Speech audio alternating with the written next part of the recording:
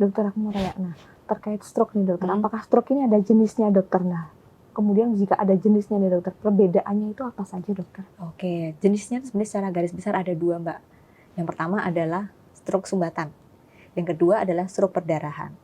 Nanti di perdarahan pun nanti juga akan ada yang misalnya stroke subarachnoid ya, jadi dia itu gangguannya itu seperti ada di cairan cerebrovaskular, itu nanti terkena itu perdarahannya. Ada yang benar-benar ICH, intracranial hemorrhage, benar-benar ada pembuluh darahnya pecah seperti itu.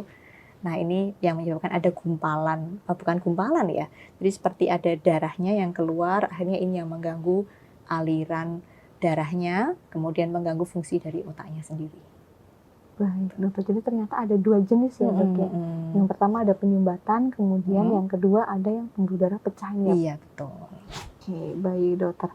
Seberapa serius penyakit stroke dan dampaknya bagi kualitas hidup dokter?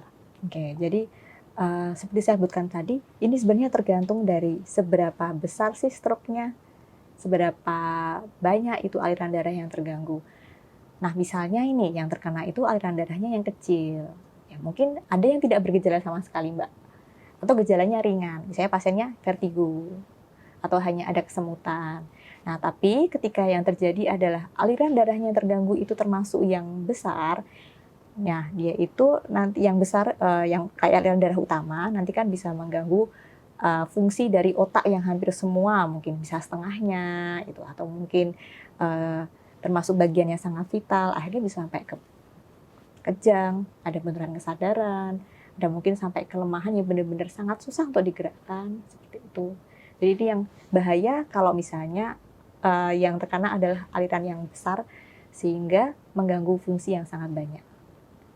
Sampai bisa meninggal juga sih kalau misalnya tidak tertangani dengan baik. Baik dokter. Download Tribun X sekarang, menghadirkan lokal menjadi Indonesia.